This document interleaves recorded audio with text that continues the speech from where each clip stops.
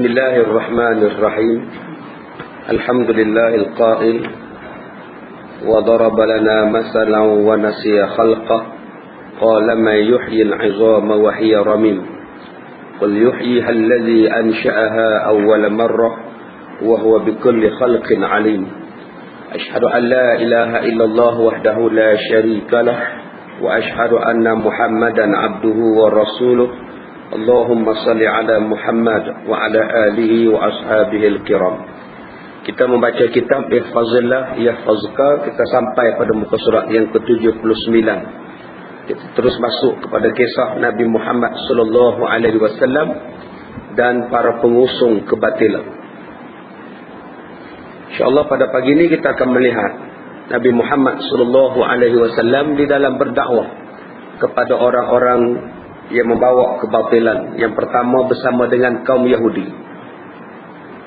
Orang yang mengkaji kehidupan Rasulullah sallallahu alaihi wasallam akan menemui bahawa kadang-kadang Rasulullah sallallahu alaihi wasallam menyangkal kaum Yahudi.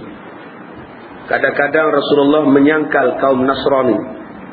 Kadang-kadang juga kepada munafik dan kadang-kadang juga kepada orang-orang musyrikin. Kalau daripada awal suratul Baqarah, Allah Ta'ala menurunkan Al-Quran itu, dalam awal-awal surah Baqarah kebanyakannya ialah menyangkal kaum Yahudi. Begitu juga dalam surah-surah yang lain, kaum Nasrani. Kemudian diikuti oleh kaum musyrikin. Kemudian pada penghujung Al-Quran ataupun penurunan ayat Al-Quran kepada kaum munafik. Ini bentuk-bentuk penyangkalan. Yang pertama disangkalnya kaum musyrikin ketika berada di Mekah. Begitu juga apabila sudah berpindah ke Madinah, Rasulullah menyangkal kaum Yahudi dan kaum Nasrani, dan termasuk juga golongan munafik. Dalam Sunan At-Tirmizi, Abdullah bin Salam, salah seorang pendeta yang alim dan pakar rujuk orang-orang Yahudi. Tok guru dia namanya adalah Abdullah bin Salam. Abdullah bin Salam ni kira tok guru orang Yahudi lah, pakar rujuk lah. Apa-apa masalah orang Yahudi, mereka akan rujuk kepada Abdullah bin Salam. Berkata, tak kala Rasulullah sallallahu alaihi wasallam tiba ke Madinah, manusia berkerumun di sekitarnya, dan aku juga termasuk di dalam kerumunan lautan manusia. Mereka sentiasa mengikut Rasulullah, sama ada di pasar dan sebagainya. Maka saya mencari-cari dengan jelas akan wajah Rasulullah. Ketika saya melihat wajahnya, saya mengetahui bahawa beliau sama sekali tidak ada tanda-tanda kebohongan. Wajahnya bagaikan rembulan pada malam ke-14. Tuan-tuan, benar itu apa? Benar ialah orang yang sentiasa bercakap benar. Dan benar juga ialah orang yang sentiasa mencari kebenaran. Itu maksud benar. Benar bukan satu, bercakap benar, perbuatan benar. Benar juga ialah mencari kebenaran. Sebab banyak orang dia hanya bercakap benar, tetapi dia tidak mencari kebenaran. Dia diam. Bila berlaku sesuatu cerita, bila berlaku sesuatu berita, dia tidak mencari kebenaran. Itu belum lagi dipanggil sebagai siddiq. Yang dikatakan siddiq ialah orang yang benar, dan dia sentiasa nak mencari kebenaran. Masalah kita hari ini ialah suka ambil tahu, tapi tak mau cari kebenaran. Dengar cerita dia kahwin 3 je. Kamu tahu mana? Adalah sumber-sumbernya. Kemudian kita pun diam. Kita menyembang pula dengan orang lain. Dia tu kahwin 3. Padahal kita sendiri pun tidak tahu sahih ataupun tidak dia kahwin 3. Kita dah bawa cerita. Dah lah dengar cerita. Bila dengar cerita, tak nak cari kebenaran pula. Pergi sebarkan pula pada orang. Yang ini yang jatuh kepada fitnah. Kalau tak nak ambil tahu, selamat. Aku dengar dia kahwin 3. Lantak je lah. Apa salah dia kahwin 3? Biarlah dia. Sebab isteri memang 3 pun.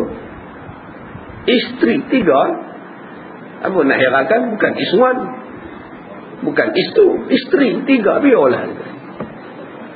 Dan kita pun diam, tak cakap banyak. Sudah selesai lah masalah. Masalah kita hari ni bila dengar cerita dia kahwin 3, kita pula pergi cakap pada orang lain tanpa kita mengetahui benar ataupun tidak. Yang ni yang salah. Kalau nak khabar, kalau nak cerita, kalau nak bawa cerita, pastikan benar. Kalau tak benar dan kita pula tak nak ambil tahu benar ataupun tidak, diam-diam sudah. Aku dengar dia kahwin 3. Biarlah dia rezeki dia. Dah tutup buku. Kan selamat. Ini tidak. Ya ke? Kamu tahu mana? Kita pula pergi bawa cerita pada orang. Yang ni bukan orang yang benar. Benar ni tuan-tuan, senang kita dah sebut. Minas siddiqin, minan nabiyyin, wa siddiqin, wa syuhada'i, wa salihin. Kita doa dalam semayang, doa dalam tahlil, minta jadi termasuk dalam golongan-golongan yang boleh berkawan dengan Nabi, boleh berkawan dengan siddiq, syuhada, soleh di hari kiamat. Tapi perangai kita tidak mencakupi sifat perangai orang yang benar. Abdullah bin Salam ini ialah ketua pendeta Yahudi, pakar rujuk Yahudi. Tetapi itu tidak menghalang dia untuk pergi tengok siapa itu Nabi Muhammad. Sebab dia mencari kebenaran. Dia ada ajaran dia ada ilmu dia hafal kitab Taurat, dia hafal kitab Injil. Tetapi orang duk cerita tentang Muhammad. Ada Nabi daripada Mekah akan datang ke Madinah. Dah berbulan Abdullah bin Salam duk dengar cerita akan datang seorang laki-laki daripada Mekah ke Madinah. Dan dengan sebab dia duk dengar Muhammad dia cakap apa? Muhammad ni mendakwa apa? Orang kata dia ni Nabi. Dia ni mengaku sebagai Nabi. Bila dengar cerita macam itu, apa yang Abdullah bin Salam buat? Abdullah bin Salam pergi cari dan pergi tunggu mana dia Nabi Muhammad sallallahu alaihi wasallam. Inilah satu contoh sifat yang benar. Padahal Nabi Muhammad Islam. Abdullah bin Salam masih Yahudi. Apa faedah Abdullah bin Salam pergi? Dia bukan Islam. Kenapa dia pergi tengok Nabi Muhammad? Sebab dia mencari kebenaran. Cubalah tuan-tuan perangai itu ada pada kita. Kita hari ini dengar cerita Ustaz Kazim tu belah sana ya. Ya ke? Memanglah abang dia belah sana. Habis sembahyang subuh dia terus balik. Bila orang tanya tak dengar kuliah dia, buat apa belah sana? Dia balik rumah sambung tidur lepas subuh. Itu bukan orang yang benar. Orang yang benar tunggu, dengar, kaji, siasat apa yang dia cakap, apa yang dia ajar. Atau lebih rajin lagi, terus pergi tanya dia, Ustaz ni benar-benarnya belah mana? Itu baru mewarisi sifat siddiq. Yang banyak sekarang ni dengar cerita start motor belah. Itu bukan sifat siddiq. Kalau Abdullah bin Salam masih Yahudi pun pergi cari Nabi Muhammad, nak tengok apa Nabi Muhammad cakap, kenapa kita orang Islam, kenapa kita sama-sama Muslim tidak ada sifat baik sangka, tidak ada sifat husnuzan sesama kita orang Islam? Yang ni yang kita kena faham tuan-tuan. Kalau kita belum sampai tahap macam itu, macam mana kita nak jadi siddiqin, orang yang benar? Yang kita duk minta dalam semayang, selepas semayang, minan nabiyyin wa siddiqin wa syuhada'i wa salihin wa hasuna ulaika rafiqa. Bila nak dapat sifat tu tidak ada. Sifat mencari kebenaran tidak ada. Sifat hanya dengar telinga, sumbat dalam telinga, dah. Apa pun tidak mau mencari kebenaran. Kalau tidak mau cari kebenaran, tidak mengapa. Dengan syarat tidak percaya. Kita boleh tidak mau mencari kebenaran dengan syarat jangan menyebar-nyebarkan cerita. Kita boleh tidak mau mencari kebenaran dengan syarat tidak bawa cerita. Masalah kita hari ini sudahlah tidak mau mencari kebenaran, bawa cerita yang tak betul pula, duk sebarkan cerita fitnah pula. Akhirnya semayang kita tidak ada pahala, ibadat kita tidak ada pahala, sebab kita buruk sangka, hasad, dengki, menuduh dan sebagainya. Cuba tuan-tuan tengok Abdullah bin Salam. Dia bukan Islam, malah dia ketua Yahudi. Tetapi bila dengar Nabi Muhammad nak datang ke Madinah, Abdullah bin Salam tiap-tiap hari nak tengok macam mana Rasulullah punya sifat. Apa yang dia nak tengok dulu? Yang mula-mula Abdullah bin Salam kata, aku tengok muka dia dulu. Muka Nabi Muhammad ni bila sampai dengan Abdullah, bin Abi Quhafah atau lebih dikenali dengan nama Abu Bakar As-Siddiq radhiyallahu anhu. Dia tengok saja wajah Rasulullah, tidak ada ciri-ciri kebohongan pada wajah Rasulullah. Itu dia tuan-tuan, yang kata pembawa risalah dakwah. Tengok muka pun tak nampak muka-muka kelentong. Kita sekarang cuba tengok muka kelentong ke apa ke. Tengok dia tu pun tahu dah, dia ni tak ada bohongnya orang. Tuan-tuan fikir tengoklah. Kita insya-Allah kita tak membohong. Tapi kadang-kadang kita bohong dengan Tuhan. Kita ni memang tak mencuri, tapi kadang-kadang kita mencuri dengan Tuhan. Mencuri dalam semayang. Dalam semayang tu pun curi lagi. Tomak nina tak ada. Dok potong sana, cilok sini, kat sana. Lama-lama apa pun tak ada. Semua dipotong belakang. Semua ibadat dipotong. Yang ni, yang ni sunat ustaz. Tak payah buat lah ustaz ya. Doa iftitah sunat. Ayat lazim ni sunat ustaz ya. Tak payah baca lah ustaz ya. Sunat aja. Berapa banyak ada orang yang potong. Dengan Tuhan pun kita duk kira. Belum lagi yang mencuri lagi salah lah. Potong tu taklah salah, sunat. Tapi yang mencuri dalam semayang, tomak ninah langsung ditadakan. Tomak ninah langsung tak buat. Nabi kata siapa-siapa yang semayang tetapi tidak ada tomak ninah semayangnya, maka kalau dia matinya itu dalam keadaan Nabi kata bukan umat aku, laisa minni. Bukan umat aku kata Rasulullah. Hanya kerana semayang tidak ada tomak ninah. Besar tu tuan-tuan, tomak ninah ni. Berapa banyak orang yang semayang tomak ninah tak ada. Baik, kemudian seorang penyair berkata, kalau tidak ada tanda-tanda kebesaran yang jelas, maka pemandangannya akan mengkhabarkan suatu khabar kepada kamu. Kalau tidak ada tanda-tanda kebesaran yang jelas, apa yang kita lihat, sesuatu itu akan dapat memberikan jawapannya. Ini kata-kata penyair. Ulang balik. Kalau kita tak nampak tanda-tanda yang jelas, tidak ada tanda-tanda yang jelas, cukuplah kita tengok keadaan dia, kita tahu dah siapa orang itu. Siapa orang itu. Kita tak tahu pun dia tu perangai macam mana, tapi kita tengok pakaian dia pun kita tahu lah orang ni jenis apa. Tengok pakaian dia pun tahu dah jenis apa.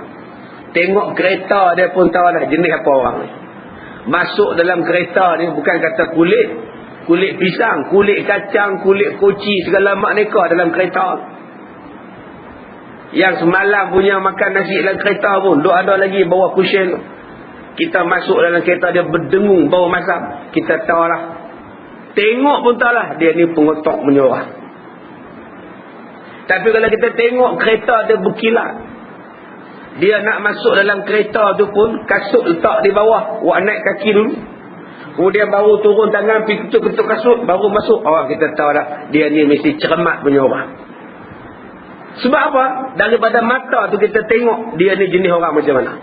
Orang tak perlu bagi tahu pada kita. Kita tengok cara dia pun kita tahu orang ni jenis apa.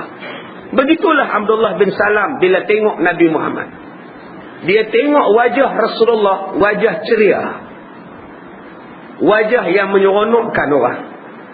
Soalan yang kita kena tanya, kita ni selalu kata nak ikut Nabi, nak ikut Nabi, nak ikut Nabi.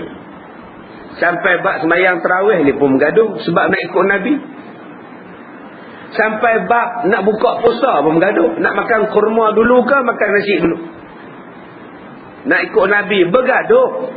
Kita kata makanlah nasi dulu, benda udah hidang, makanlah nasi, lepas tu sembahyang lah maghrib. Tak, kami nak ikut Nabi, makan kurma dulu baru air, lepas tu sembahyang, lepas sembahyang baru makan nasi. Ikut Nabi. Kalau ikut Nabi betul tuan-tuan, lepas sembahyang maghrib mana ada Nabi makan dah? Mana ada rendang tok, daging kurma, mana ada? Mana ada air sarbat, lecikang, tak ada dah. Kurma dengan air masak itulah, air sejuk itulah makanan Rasulullah. Yang kita hari ni duk kata Rasulullah lepas makan kurma semayang. Lepas semayang tu apa hadis yang cerita Nabi makan apa? Ada? Ada tak dalam hadis sebut selepas semayang maghrib Nabi makan apa? Ada roti canai. dengan papadom, ada? Tak ada pun. Ada makan nasi biryani, tak ada pun. Itulah makanan Rasulullah, kurma dan air. Kalau nak ikut Nabi betul-betul, lepas ni tuan-tuan, malam ni kurma dengan air, nasi boleh nak makan. Boleh tak boleh Ustaz? Tak tahan. Kat maknanya, taklah salah makan nasi sebelum maghrib. Kalau benda dah dihidang. Benda dah hidang. Dah berbaris-baris dah atas meja makan. Ayam masak kurma, daging rendang tuk, nasi biryani, nasi penakut, semuanya ada. Tiba-tiba pengurusi pesan suruh makan kurma ya. Tuan-tuan, makan kurma dulu ya, jangan makan nasi. Kita ikut sunnah Rasulullah. Nasi udah ada, kurma je makan. Tak apalah, ikut sunnah Nabi. Semayang maghrib. Semayang maghrib tu khusyuk tak khusyuk? Yang sah depan ni khusyuk tak? Mampu tak khusyuk? Ramai pula malam ni. Cukup ke nasi tu? Nampak tak tuan-tuan? Yang paling tak khusyuk tepi pintu. Sebab ke tepi pintu. Habis-habis semayang aku belah dulu. Kalau zikir-zikir doa lebur kata dia. Tu imam pun tak khusyuk. Takkan dia orang tak simpan untuk aku. Aku imam. Bukankah khusyuk itulah sunnah Nabi? Khusyuk itu kan sunnah Nabi. Bukankah Nabi dah kata kalau makanan dah terhidang, makan dulu baru pergi sembahyang? Bukankah itu juga ada sunnah? Jangan faham makan kurma dan air itu saja sunnah.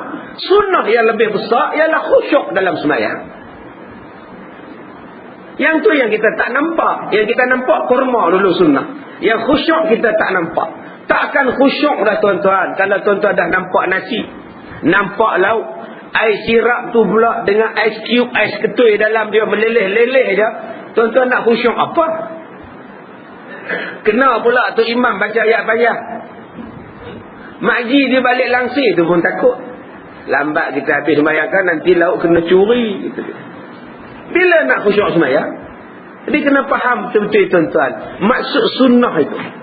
Baik, begitu juga bila kita kata kita ni pendukung Rasulullah, pewaris Rasulullah, cuba kita tengok wajah kita. Adakah wajah yang menampakkan kegembiraan? Nabi Muhammad kalau berdakwah sambil senyum. Nabi Isa kalau berceramah, Nabi Isa akan berceramah sambil senyum. Nabi Yahya, kalau Nabi Yahya berdakwah, Nabi Yahya akan berdakwah dengan penuh senyuman. Cuba kita tengok sekarang pendakwah-pendakwah. Muka senyum, muka nak makan orang. Tuan-tuan tengoklah. Punya garang. Siapa nak dengar ceramah? Tak ada muka langsung. Keseriusan tu tak ada. Keseriusan untuk berdakwah, keseronokan untuk berdakwah tak ada. Daripada segi mukanya, daripada segi perwatakan pakaiannya, raut mukanya, misainya, janggutnya, tak menyukakan orang. Itu tak kena. Itu bukan sunnah Nabi. Sunnah Nabi tengok muka pun orang berkenan. Belum lagi Nabi Muhammad menuturkan kata-kata. Abdullah bin Salam jatuh cinta dengan Nabi hanya mula-mula melihat wajah Nabi Muhammad sallallahu alaihi wasallam. Kali kedua Abdullah bin Salam, ketua Yahudi ni, jatuh cinta bila dia mendengar Nabi bercakap di atas unta Nabi yang bernama Qashwah. Nabi duduk di atas unta dia dan Nabi membuat ucapan sulung. Ya, ucapan sulung sebagai orang yang datang ke Madinah dan menjadi ketua di Madinah. Biasalah tuan-tuan, setiap orang bila dapat jawatan mesti akan buat ucapan sulung. Yang berhormat menang jawatan YB pun buat ucapan sulung. Saya tidak menyangka dengan kemenangan saya ini. Itu ucapan sulung YB lah tu. Terima kasih kepada pengundi-pengundi, pekerja-pekerja yang sentiasa membantu saya. Saya akan memastikan DUN ini akan sentiasa. Itu awal-awal ucapan. Masuk 3 bulan berhenti lah tuan-tuan. Nak jumpa pun susah lah. Adat lah tu. Itu baru setakat jadi YB. Kalau jadi hak lain-lain, kawan, taulan, marilah bergerak bersama-sama, rakyat didahulukan, macam-macam lah. Saya mencari Al-Ghazali, saya mencari Syafi'i dan sebagainya. Itu dulu-dulu gemilang, terbilang. Yang dulu-dulu pula bersih, cekap, amanah, Biasalah tu. Bekerjalah dengan saya. Saya akan pastikan. Semua yang orang-orang bila pemimpin bercakap, dia akan menguntungkan dia. Pemimpin kalau dia buat ucapan sulung, dia akan memberikan kepentingan pada dia. Tolonglah saya, bantulah saya untuk memajukan negara. Oh, nampak? Biasalah tu. Tetapi tuan-tuan cuba baca dan cuba tuan-tuan tengok ucapan sulung Nabi Muhammad yang langsung tidak menyebut perkataan saya. Yang langsung tidak berkata aku, saya, aku, kami akan. Tidak. Ucapan sulung ketika Nabi sampai di Madinah ialah ucapan untuk semua orang. Apa kata Rasulullah? Kata Abdullah bin Salam, tak kala saya melihatnya, maka saya mendengar beliau bersabda, ayuhan nas, wahai manusia, ifsya'us salam, sebarkan salam, wa at'imut ta'am, berilah makanan, wasilul arham, dan sambunglah silaturrahim, wasallu wan nasu niyamun, dan hendaklah kamu sembahyang malam tak kala manusia sudah lelap tidur. Kamu akan masuk syurga, tadkhulul jannah bisalam, dengan keadaan sejahtera. Mana ada ucapan yang menaikkan pribadi Nabi Muhammad? Mana ada kata-kata yang menaikkan, mengagungkan Nabi Muhammad? Mana ada kata-kata yang Nabi Muhammad berjanji itu, berjanji ini? Tidak ada. Kita baru sakat jadi pengurusi surau, janji macam-macam. Saya akan memastikan surau kita, itu baru sakat jadi pengurusi surau. Pengurusi biro pinggan mangkuk, saya akan membuat sistem jadual baru untuk pinggan mangkuk supaya lebih tersusun. Itu cakap sebelum dapat kerja dan sebelum dapat jawatan. Dan awal-awal dapat jawatan, lepas-lepas itu pinggan mangkuk pun terabur, surau pun berterabur, dun pun berterabur, negeri pun berterabur. Cuba tuan-tuan tengok 4 kata-kata Nabi Muhammad ketika mula-mula sampai di Madinah. Yang pertama, wahai manusia, sebarkan salam. Ada memberi kepentingan apa-apa pada Nabi Muhammad? Ada Nabi Muhammad ambil apa-apa kepentingan bila Nabi kata tolong sebarkan salam? Tak ada. Tuan-tuan, sebarkan salam. Semuanya kata-kata nak bagi orang baik. Jangan putus silaturahim. Aus dengan Khazraj, kerjanya bergaduh. Sebelum Nabi sampai, Aus dengan Khazraj kerjanya bergaduh. Tetapi bila Nabi Muhammad sampai, perkataan yang Nabi Muhammad buat ialah ifsya'us salam, sebarkan salam. Bila sebarkan salam itu membawa maksud sambung silaturahim. Berbaiklah kamu dengan kasih sayang, dengan sejahtera. Berbaiklah kamu dengan perpaduan.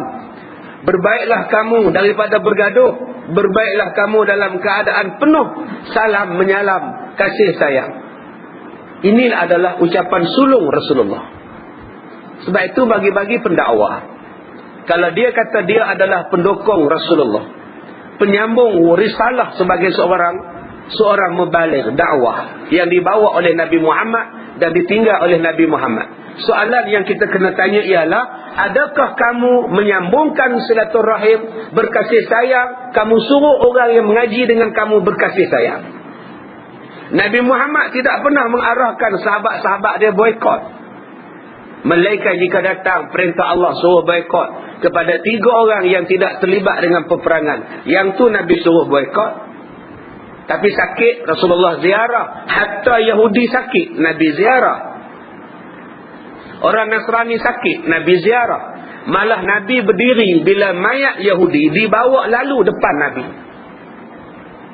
Mayat diusung nak pergi ditanam, lalu depan Nabi. Nabi tengah duduk dengan sahabat, tengok mayat, Nabi berdiri. Bila berdiri, sahabat kata, ya Rasulullah, mayat tu orang Yahudi. Kata Rasulullah, Yahudi pun kan manusia. Hormat mayatnya, lalu hormat, dah mati dah, apa nak kata? Berdiri saja, bukan buat benda lain pun, berdiri dia lalu depan kita, hormat. Kalau dengan Yahudi pun Rasulullah hormat, dengan orang Islam lebih-lebih lagi lah. Kita hari ini pula dengan orang-orang bukan Islam kita terlebih hormat, dengan orang-orang Islam kita benci membenci. Itu bukan perjuangan Rasulullah. Rasulullah kata nak kasih sayang dengan sesama Islam. Dengan orang kafir tegas-tegas. Bila kita berlembut dengan orang kafir, nanti mereka pijak kita. Bila kita berlembut dengan orang bukan Islam, besok tokong mereka pun dia buat depan surau tuan-tuan. Sebab kita berlembut. Nabi Allah sebut orang yang ikut Rasulullah, Muhammadur Rasulullah, Muhammad itu pesuruh Allah. Walladzina ma'ahu asyidda'u 'alal kuffar ruhama'u bainahum. Orang yang mengikut Nabi ialah yang tegas dengan orang kufur, tetapi berkasih sayang dengan orang Islam, saling memaafkan. Tapi hari ini kita lihat sesama orang Islam cukup tegas. Masing-masing nak pegang enactment, masing-masing nak pegang ini peraturan. Oi, kuat. Tapi dengan orang kafir, tak apalah, kita toleransi. Bila dituan-tuan, mana nak ikut Rasulullah? Rasulullah tegas. Betul-betul. Salah-salah. Tak boleh, tak boleh. Itu tegas. Bukan benci, tegas. Peraturan tak boleh. Ini kawasan majoriti orang Islam. Hampa tak boleh buat tokong. Ini peraturan. Nak buat, pergi buat tempat hampa. Kan tegas tu. Bukan benci, tegas. Kami taklah orang buat tokong. Buatlah tokong. Tapi buat di kawasan kamu. Ni kawasan orang Islam ramai. Tak boleh. Itu nama dia tegas. Itu maksud dia. Tapi hari ini sudah berlaku yang lain. Daripada dulu sampai sekarang, manusia tidak kisah. Ada negeri yang lebih banyak tokong daripada masjid dan surau. Sedangkan orang Islam lebih ramai daripada orang Hindu. Beribu-ribu tokong daripada dulu. Masjid, surau, diroboh, ditutup pun ada. Ini yang tak kena tuan-tuan. Baik, jadi di sini kita lihat bahawa Nabi Muhammad menyuruh kita menyebarkan salam. Kerana dengan salam itu kita akan datang satu sifat yang dipanggil sebagai sifat persaudaraan, sifat berkasih sayang. Ustaz, macam mana sebut salam satu Malaysia? Entah, saya pun tak tahu. Assalamualaikum dan salam satu Malaysia. Orang tanya kat saya, apa maksud salam satu Malaysia? Entah, kena pergi tanya dekat yang kata lah, saya pun tak tahu. Yang ada Assalamualaikum. Dah, salam satu Malaysia, dua Malaysia tak ada. Tak payah sebut lah tuan-tuan, buang masa ya. Sebut Assalamualaikum. Perkataan syurga, sudah. Apa nak sebut salam itu, salam ini, dah. Baik, yang kedua, wa at'imut ta'am. Nabi pesan, berilah makanan. Ada Nabi kata, sokonglah saya, bantulah saya. Tak ada. Nabi kata, berilah makanan sesama kamu. Kenapa memberi makanan? Memberi makanan itu merupakan satu sifat yang sangat mulia, yang Allah Ta'ala sebut dalam Quran, awal-awal dalam Quran, wa mimma razaqnahum yunfiqun. Dan apa yang kami nafkahkan pada kamu, yang kami rezekikan pada kamu, kamu belanjakan balik pada jalan Allah. Salah satu belanja balik pada jalan Allah, buatlah makan. Tapi subuh hari ni janganlah buat makan. Jangan tuan-tuan ada jamu isi lemak pula, berdosa lah tuan-tuan. More buatlah. Masalahnya ustaz, dah penuh. Cari tempat yang susah, cari tempat yang belum penuh. Janganlah kedekut. Tuhan bagi rezeki kita banyak. Kalau dah penuh di surau, hantarlah makan ke rumah orang. Ini tidak. Bila surau dah penuh more, cadang nak ambil 2 malam, dah penuh ustaz, tak jadilah ambil ustaz. Itu apa buat duit ni yang niat nak bagi makan? Belanja kat Giant lah ustaz. Giant ni belanja banyak mana pun tak cukup. Benda gergasi bukannya cukup. Tak. Itu tuan-tuan tolong bagi makan. Kalau tak boleh buat more, hantarkan buah kurma.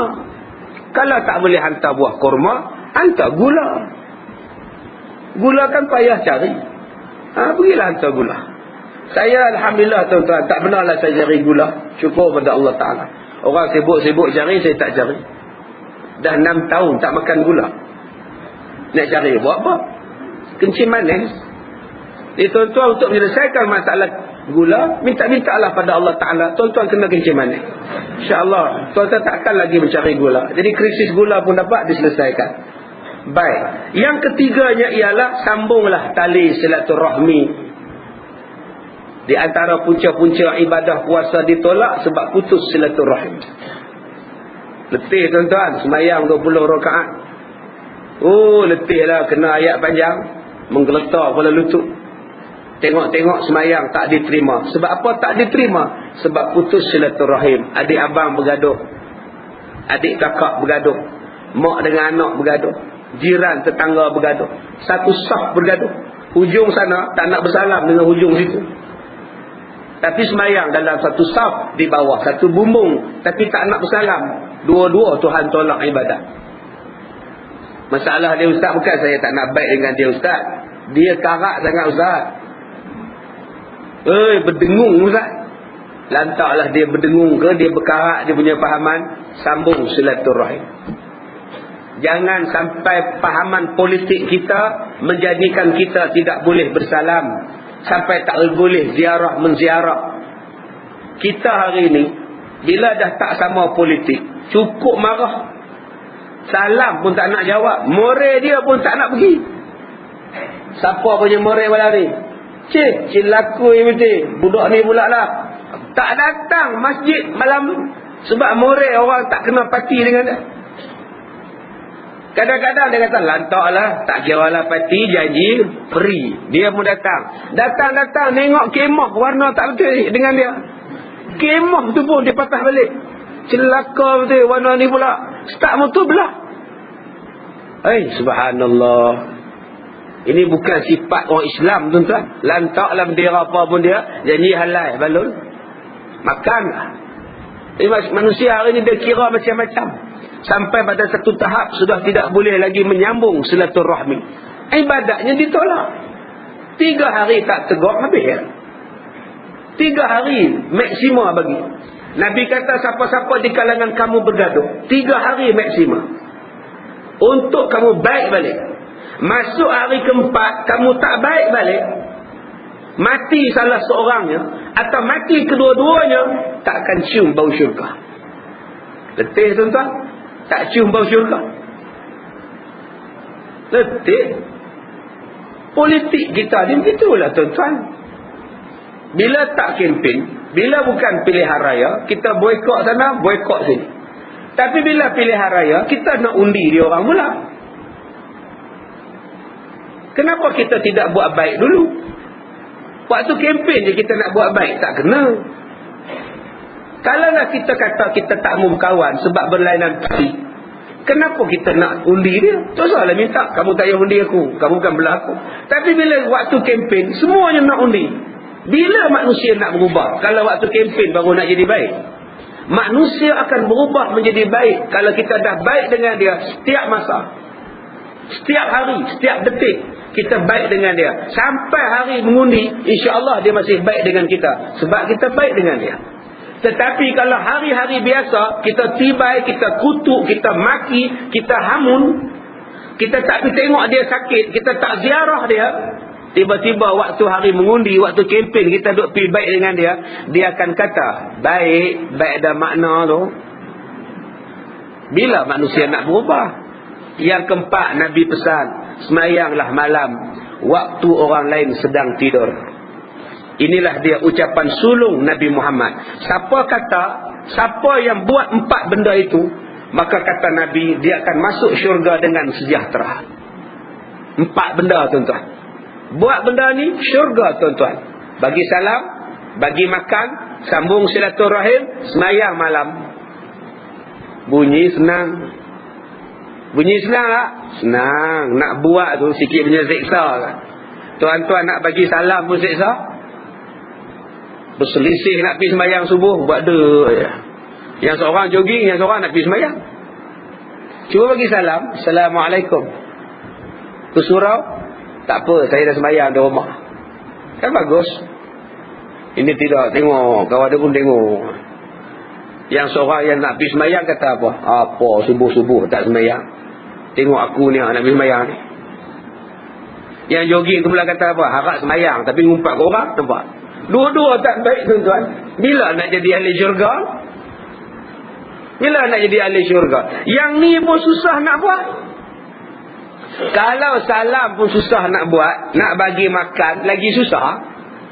Salaman ada modal, salaman ada letih, salaman ada keluar belanja. Assalamualaikum, bagi salam kat aku RM20. Mana ada? Kalau yang free pun susah, tambah yang kedua, bagi makan. Berapa ramai orang boleh bagi makan? Cuba tengok dalam surau, yang bagi makan 30 orang. Padahal penduduk surau 500 orang. Kalau ikutkan 500 orang penduduk surau, sampai kiamat, booking tu penuh lah. Untuk 10 Ramadan akan datang, penuh lah. Tapi kenapa belum penuh? Malah ada masjid yang belum penuh lagi jamuan buka puasa pun. Saya pergi baru ni surau, 6 malam duduk terawih tu, 6 kosong. Malam semalam baru ada. Saya tengok jadual ada. Kosong. Malam semalam baru ada. 6 malam dah berlalu, Qiyamul-Lail. 6 malam dah berlaku.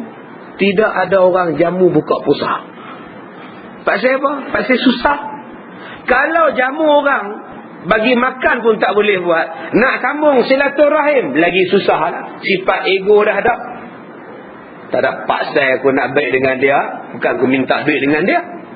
Aku tak kawan dengan dia, apa aku boleh hidup lah? Dia main sifat ego pula. Kalau dengan manusia pun ego, dengan Allah lagilah dia ego. Nak sembahyang malam lagi susah. Nak tinggalkan selimut lagi susah. Nak tinggalkan tilam, nak tinggal bantai, minta maaf lah. Bila nak masuk syurga? Jadi tuan-tuan, 4 ini Nabi kata jalan-jalan ke syurga. Kalau kita yakin dengan apa yang Nabi kata, buatlah. Start hari ni, siapa pun kita bagi salam. Melainkan Hindu Cina yang bukan Islam. Hindu Islam, India Islam, Cina Islam, tak apa lah. Ini tidak, tak kira siapa. Sing pun bagi salam. Sing, Assalamualaikum. Baik, dengan sing pun bagi salam ni, sesama Islam lah. Yang kedua, bagi makan. Tak kira siapa tuan-tuan, ada rezeki bagi makan. Yang ketiga, sambung silaturahim. Dia parti mana pun, dia pangkah mana pun, lantaklah dia. Bendera besar mana pun depan rumah dia, dia saudara kita. Dan yang keempat, tolonglah diri sendiri dengan sembahyang malam. 2 rakaat pun jadilah. Bangun sahur pukul 4.30, 2 rakaat pun jadilah tahajud. Kalau tak boleh buat banyak, 2 rakaat pun jadilah. Ini bangun nak sembahyang sahur, nak bangkit sahur, makan tu menu atas katil dekat 10 minit. Cepatlah abang, masa berjalan. Kejap, mengantuk ni. Cuba pergi mandi, cuba pergi ambil wuduk, sembahyang 2 rakaat, insya-Allah hilang mengantuk. Segar je bangun pergi sembahyang subuh. Maka Abdullah berkata, dalam ramai-ramai Nabi pun balik. Disediakan satu tempat untuk Rasulullah. Maka Abdullah bin Salam yang masih Yahudi tak puas hati. Kata Abdullah bin Salam, aku ni ketua ulama Yahudi, pendeta Yahudi. Aku datang ni wahai Muhammad, nak test kamu. Betul atau tidak kamu ni Nabi? Aku nak tanya kepada kamu 3 perkara. Kata Abdullah bin Salam, 3 perkara ini hanya Nabi saja boleh bagi jawapan. Orang lain tidak boleh bagi jawapan. Kerana saya ni orang yang hafal kitab Taurat. Saya dikaji kitab Taurat. 3 jawapan ni hanya orang yang betul-betul Nabi je boleh bagi jawapan. Saya nak tanya kepada kamu 3 perkara itu. Kalau kamu jawab betul wahai Muhammad, saya akan Islam dan saya akan beriman. Tu dia tuan-tuan, Abdullah bin Salam. Inilah yang dikatakan benar. Benar bukan setakat tengok, benar juga pergi tanya. Benar pergi tanya. Baru betul. Ini kita sekarang ni sekadar dengar. Dengar ceritanya, dia beli kereta baru ya. Kena nombor ekor. Ya ke? Astaghfirullahalazim. Rupa je baik pakai kopiah, tapi main nombor, astaghfirullahalazim. Tuan-tuan balik rumah, tuan-tuan tidur. Tuan-tuan tak tanya pun dia. Tuan-tuan ni jahat. Sebab syak pada orang. Kalau tuan-tuan baik macam mana? Dengar cerita dia beli kereta baru, kena nombor ekor. Jangan tuduh dosa. Itu rezeki dia. Dah balik. Kamu ngumpat orang je. Itu baru baik. Manusia yang baik lagi apa? Dengar ceritanya, dia menang nombor ekor. Itu yang dia beli kereta tu. Biar benar kamu mat, jangan fitnah orang. Aku tanya dia kan? Janganlah tanya. Ini aku pun dengar cerita pada orang. Tak, aku nak tanya juga. Tuan-tuan pergilah tanya dia. Dan dengar cerita kau menang nombor ekor, sebab tu kau beli kereta. Betul ke? Astaghfirullahalazim abang mat. Mana ada Abang Mat, ini kereta isteri saya, dia baru beli, saya manalah mampu. Dia baru beli, bulan-bulan dia bayar. Oh gitu, sebab dia kata you menang nombor ekor. Tak ada, tak betul tu. Sajalah nak dapat kepastian, nanti boleh aku terang kepada dia orang balik. Itulah sifat benar. Ini kita sekarang ni tak ada nombor ekor. Iyalah, dia mana ada pencen, macam mana boleh beli kereta? Kau fikir tengok, tak ada je slip gaji, macam mana nak dapat loan? Ini nombor ekor ni, sambil dia buka pusat. Sedap juga kurma ni ya. Kata dia. Kena ngumpat lagi. Ialah kereta tu pun mahal, sambil dia makan kurma buka puasa. Ikut sunnah Nabi pula. Lepas dia nak sembahyang, nasi tak nak makan. Sunnah Nabi ke pergi tengah orang? Sunnah Nabi ke pergi tuduh orang? Tak ada tuan-tuan. Tengok Abdullah bin Salam, dia pergi tanya Nabi direct. Kalau kamu Nabi, kamu mesti dapat jawab 3 soalan ini. Sebab Nabi-Nabi saja yang tahu. Maka Nabi pun bertanya, apakah 3 perkara itu? Wahai Abdullah bin Salam, soalannya ialah, apakah makanan pertama ahli syurga? Macam soalan, macam cerita apa? Nujum 4 belalang saja. Ada 4 masalah. Saya tak ingat cerita apa. Punya teruk raja-raja dulu. Ya, pertaruhan dia negeri. Main teka silang kata ya. Betul, salah, negeri pertaruhan. Sain lagi. Itu zaman-zaman dulu-dulu tu kan. Raja-raja zaman dulu. Tak apa nak cerdik. Ya, pohon beringin dengan pohon rendang. Pohon beringin dengan pohon rendang. Soalan pertama, apakah makanan pertama para penghuni syurga tak kala mereka masuk syurga? Itu soalan pertama. Soalan kedua, bagaimana seorang anak boleh menyerupai ayahnya, dan bagaimana pula dia boleh menyerupai ibunya? Soalan ketiga, apakah tanda-tanda kiamat yang pertama sekali muncul sebelum kiamat? Bila Nabi mendengar soalan demikian, Nabi menjawab. Dan Nabi tidak perlukan bantuan belalang. Kita hari ini perlukan bantuan macam-macam. Talian hayat lah, clue, sokongan penonton, undian penonton. Tu pun kena tanya pula, anda yakin? Macam-macam soalan tu. Talian hayat lah, talian apa lah. Nabi Muhammad tak ada talian hayat, direct jawab. Nabi Muhammad berkata, makanan pertama ahli syurga bila masuk ke dalam syurga ialah mereka akan makan hati ikan paus. Itu adalah makanan pertama yang akan dijamu oleh Allah Ta'ala kepada ahli-ahli syurga. Abdullah bin Salam kata, Tuan benar, 1-0. Nah, kemudian adapun kata Rasulullah, yang menjadikan anak menyerupai ayahnya adalah ketika suami isteri bersetubuh. Air mani suaminya melebihi air mani istrinya, maka anaknya akan menyerupai ayahnya. Dan jika air mani istrinya melebihi air mani suaminya, maka anak itu akan menyerupai ibunya. Kata Abdullah bin Salam, Tuan benar, 2-0. Sedangkan tanda kiamat yang pertama sekali akan munculnya api yang mengumpulkan manusia daripada timur dan barat, yang akan terbit daripada Yaman. Api ini akan menghambat manusia. Waktu siang dia kejar manusia. Bila malam api ini berehat, manusia pun berehat. Besok bila siang muncul, api ini kejar lagi manusia. Manusia pun lari. Ini api yang akan terbit daripada negeri Yaman. An-narun tadrudul minal Yaman yahsyuruhum ila mahsyarihim.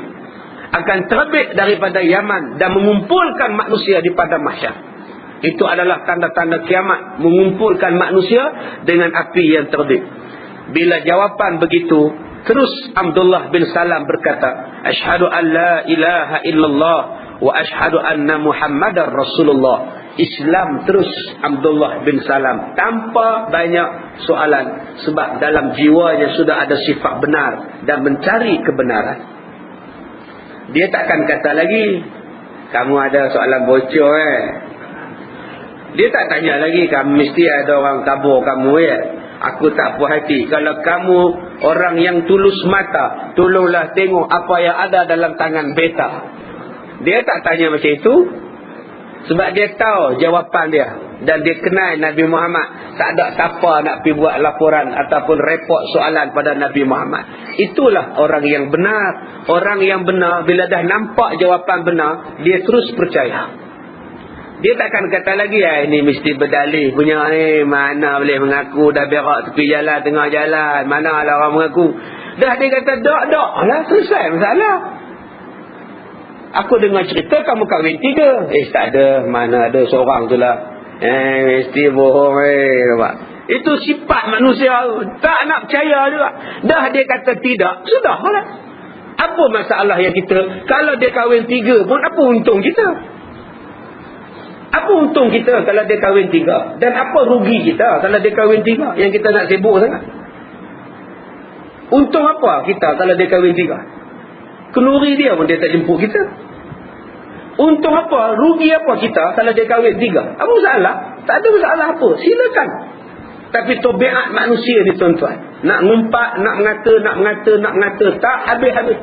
Sedangkan mengumpat, mengeji, memfitnah itu mengikis du pahala. Tuan-tuan, pahala kita ni terkikis dengan sebab ngumpat. Semalam saya sebutlah di Kemensah. Orang yang tak sembahyang tarawih di rumah tetapi tak mengumpat. Tapi tak sembahyang tarawih, tak ngumpat. Duduk dengan anak-anak baca Quran. Duduk dengan isteri baca Quran. Dia tengok kerja sekolah anak dia. Orang macam tu lebih baik daripada orang yang bertarawih tapi ngumpat pada orang. Lebih baik. Dia duduk di rumah. Duduk dengan anak-anak dia. Tak ada ngata siapa. Tak ada fitnah siapa. Dia duduk di rumah dia. Tapi tarawih tak buat. Lebih baik daripada kita yang bertarawih. Yang mengata pada orang. Dengan Tok Bilal. Kita mengata dengan Tok Siap. Kita mengata dengan panas. Kita mengata dengan hujan. Kita mengata. Panas pun kita kata. Panas gila surau ni. Bila nak berbaikkan? Duit banyak, boleh kok. Tuan-tuan ngumpat, kenapa dosa?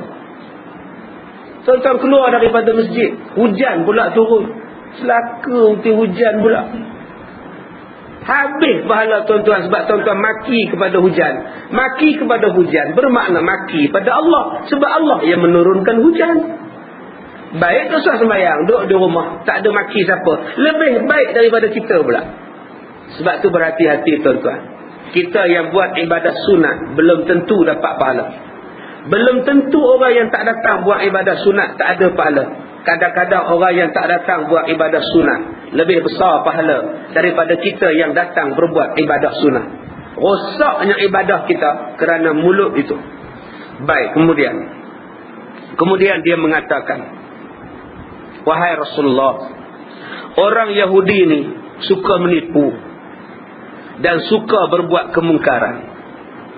Kalau sekiranya mereka tahu saya masuk Islam, mereka akan mencela saya. Maka janganlah Tuhan bagi tahu kepada mereka bahawa aku dah Islam. Masukkanlah aku di bilik belakang dan tanyailah mereka tentangku. Abdullah bin Salam kata, ya Rasulullah, umat Yahudi ni, umat aku ni, kaum yang suka menipu. Kaum yang suka menipu. Ni tuan-tuan sekarang ni, H1N1. Tuan-tuan tak pernah kaji ke kemungkinan H1N1 ini adalah satu gerakan daripada gerakan Yahudi? Semua babi. Tidak ada vaksin yang menyembuhkan sekarang. Yang ada sekarang ni antiviral. Sekali suntik 140, kalau swasta 160, 140. Mahal tuan-tuan. Orang kadang-kadang pergi ke hospital, lama nunggu. Hospital sekarang 100% kehadiran orang rawatan, mendapat rawatan. Kalau dulu sehari 800, sekarang 1,600. Doktor pun naik pening. Pasal ramainya orang. Nurse pun letih sebab ramainya orang. Orang pula asyik datang ramai-ramai nak cepat. Lambat marah dia. Lama benar doktor telefon. Tak baca paper ke apa dalam bilik tu. Maki ke doktor. Padahal doktor rehat pun tidak. Kalau dia pergi suntik di klinik swasta, lama juga nunggu pun. Tak ada dia maki doktor tu pun. Sabar dia kalau klinik swasta. Kalau kena klinik kerajaan, hospital kerajaan, marah benar daripada doktor. Padahal yang doktor kerajaan RM1 je. Yang swasta tu RM150 pun tak apa, diam je. Lambat pula tu, mahal pula tu. Ini tabiat kita yang tak habis-habis lagi tuan-tuan. Tak berubah-ubah lagi budaya kita ni. Cuba tuan-tuan kaji tengok tentang H1N1 ini. Saya dapat maklumat baru ni. Di antara benda yang mereka sedang kaji ialah membuat vaksin untuk menangani semua babi. Dan di antara vaksin yang mereka buat ialah daripada babi. Macam ular, bila dipatuk ular, maka ubatnya ialah bisa ular. Maka mereka pun kaji, kalau benda dia datang daripada babi, maka ubatnya pun daripada babi jugalah. Bayangkan tuan-tuan, nanti bila semua orang Islam ada vaksin babi dalam badan dia. Sebab tu tuan-tuan kena kaji. Minta kepada saintis-saintis Islam, kaji apa benda ini, H1N1 ni apa. Dan apa yang Yahudi sedang buat sekarang, mereka mengeluarkan sekarang ini penyelidikan besar-besaran untuk buat babi sebagai salah satu penyembuh kepada semua babi. Ini satu bentuk yang mungkin kita boleh anggap mereka lah yang mereka cipta virus H1N1 untuk membuat satu benda yang lebih besar, merosakkan umat Islam. Kalaulah umat Islam ni tuan-tuan pegang dengan Nabi, dia tak pegang Nabi waktu buka puasa ya. Ini tidak, waktu buka puasa tu tak boleh makan nasi dengan lauk, makan kurma dengan air. Sunnah Nabi. Pertahan sungguh. Siapa-siapa yang makan nasi dulu sebelum sembahyang maghrib, bid'ah. Tapi Nabi Muhammad dah lama dah sebut, makanlah habatus sauda. Ada orang ikut? Ada kamu ikut makan habatus sauda? Nabi kata habatus sauda itu ibu kepada segala ubat, melainkan satu, mati. Berapa ramai yang yakin dengan habatus sauda? Kenapa kita tak yakin dengan ubat jintan hitam? Nabi sebut habatus sauda, habatus sauda. Baru ni ada satu doktor telefon saya. Saya kata kena buat habatus sauda, bagi makan orang. Umat Islam kena makan ubat yang Nabi kata penyembuh kepada segala penyakit. Habatus sauda. Yang kedua madu lebah. Kenapa tak buat? Yang ketiga kurma. Buat. Kena kaji balik apa yang Allah Ta'ala sebut dalam Quran, apa yang Nabi kata dalam hadis. Hanya tidak tuan-tuan, kita hanya nampak sunnah Nabi itu makan kurma. Tak boleh makan nasi bila buka puasa. Lepas sembahyang maghrib baru boleh makan nasi. Bergaduh satu masjid. Masalah nak kurma dulu atau nak nasi dulu. Kecil sungguh pemikiran orang Islam tuan-tuan. Sempit sungguh pemikiran orang Islam. Tapi berapa ramai doktor-doktor yang percaya pada hadis Nabi. Ubat itu datang daripada habatus sauda. Saya, anak-anak saya tuan-tuan, saya dah bagi makan habatus sauda ni. Start daripada H1N1 ni duk cerita, kita dah bagi makan. Sebelum ni saya seorang je makan. Orang selalu datang jumpa saya, minta saya jadi duta produk kopi itu, kopi ini. Sebab mereka kata kami tengok ustaz ni sihat, ceramah sehari berjam, bertempat-tempat dan berjam-jam. Bukan setempat, bertempat-tempat. Kalau setempat tu pula berjam-jam. Ceramah subuh di AU 4, nanti pukul 9 di Kemensak, nanti pukul 6 di Masjid Ar-Ridwan Hulu Kelang, nanti pukul 9 malam di Masjid As-Sabirin. Tak nampak pun ciri-ciri letih. Ustaz makan apa?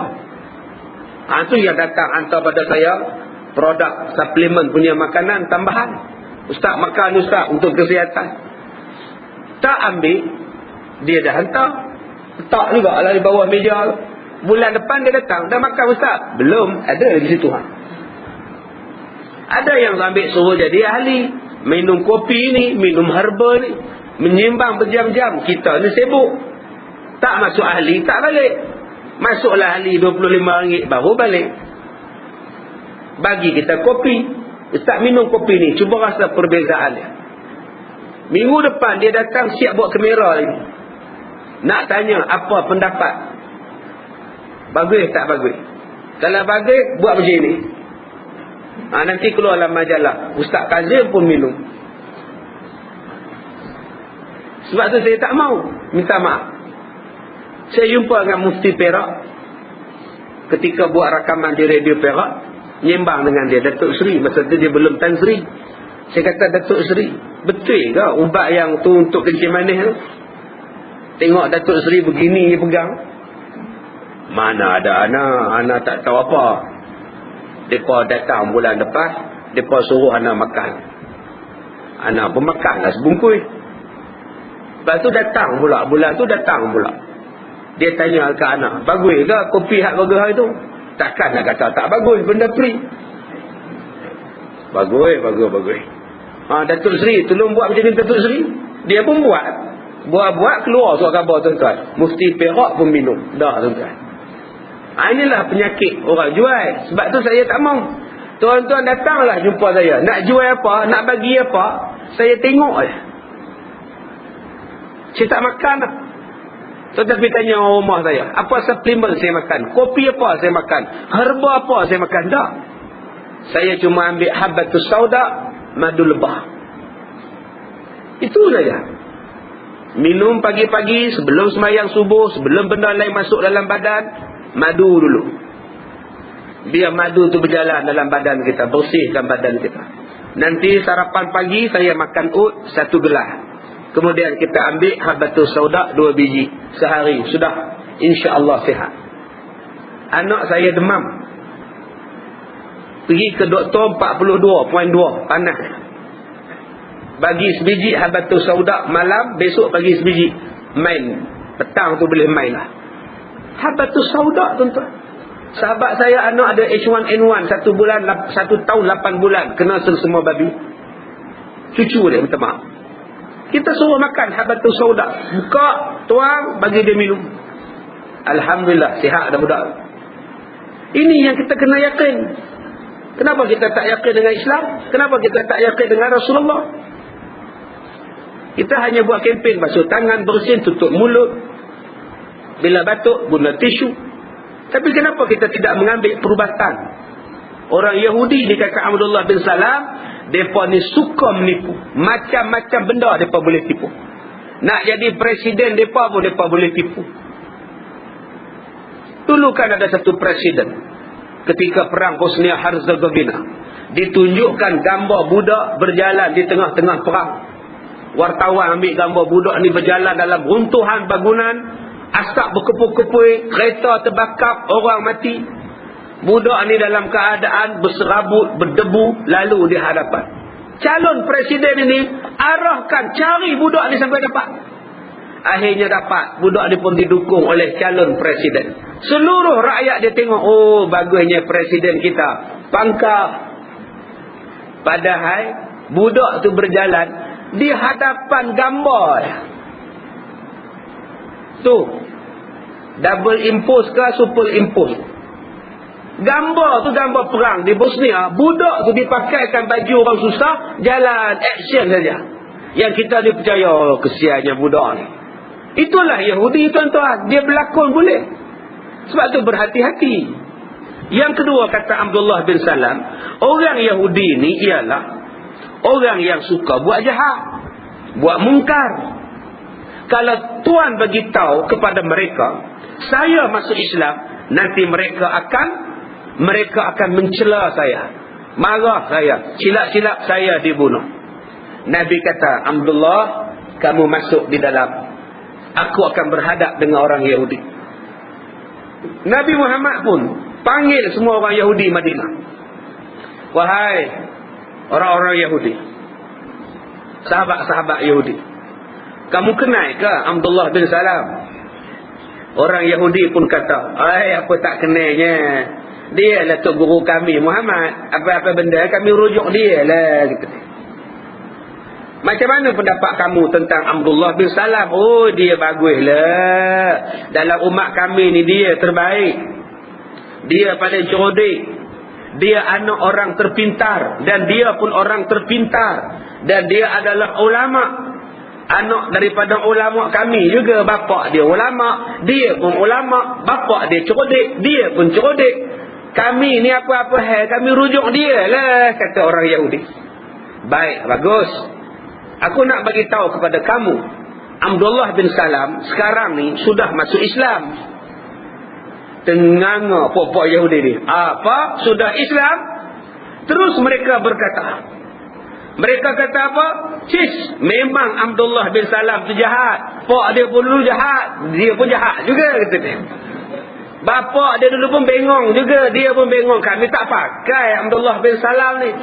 Baru tadi je mereka puji Abdullah bin Salam. Bila Nabi Muhammad kata Abdullah bin Salam sudah Islam, dia pusing 360 darjah, tuan-tuan. Itulah sifat Yahudi. Tuan-tuan fikir-fikir je lah. Ada orang macam itu dalam masyarakat kita. Jaga-jaga, tuan-tuan. Oi, dulu kalau duduk di luar, kalau duduk di dalam, semuanya baik. Orang lain semua jahat. Sekarang bila dah keluar, hak lain semua je jahat, dia pula baik. Itu dia jaga-jaga orang jenis tu, tuan-tuan. Dia mewarisi sifat Yahudi. Yahudi ni mula-mula puji mati-mati depan Nabi Muhammad. Tapi bila Nabi kata Abdullah bin Salam sudah Islam, apa jawab mereka? Memang dia paling jahat pun. Dia adalah orang yang paling buruk. Anak orang paling buruk dan dia pun paling buruk. Abdullah bin Salam adalah orang jijik dan bapa dia pun jijik. Inilah yang Allah Ta'ala sebut di dalam surah Al-Ahqaf ayat yang ke-10. Cerita tentang Yahudi ni. Qul ara'aytum in kana min 'indillah wa kafartum bihi wa shahida shahidun min bani Israil ala mithlihi fa amana wastakbartum innallaha la yahdil qaumadz zalimin. Ya, bermaksud, terangkanlah kepadaku bagaimana pendapat kamu jika Al-Quran itu tiba daripada sisi Allah, padahal kamu mengingkarinya, dan seorang saksi daripada Bani Israel mengakui kebenaran yang serupa di dalam Al-Quran, lalu dia beriman kepada Allah, beriman kepada Rasulullah. Saksi itu adalah Abdullah bin Salam. Sedang kamu menyombongkan diri, sesungguhnya Allah tiada memberi petunjuk kepada orang yang zalim. Maka ulama-ulama tafsir mengatakan ayat yang ke-10 diturunkan mengisahkan tentang Abdullah bin Salam, seorang ulama Yahudi memeluk Islam dan ditipu atau dibantah oleh umatnya sendiri, padahal umat dia pada masa itu sangat percaya kepada Abdullah bin Salam. Ya, tuan-tuan, kita dah faham itulah sifat Yahudi yang tidak boleh sama sekali kita anggap sebagai kawan dan tidak boleh berbaik-baik dengan mereka. Baik, cukup sekadar itu. Kita akan sambung pula selepas ini. Nabi Muhammad bersama dengan Al-As bin Wa'il dan bersama dengan Hubayb bin Zaid dan Nabi palsu Musallamatul Kadzab. Cukup sekadar itu. Saya minta maaf jika terkasar bahasa. Wabillahi taufiq wal hidayah. Assalamualaikum warahmatullahi wabarakatuh.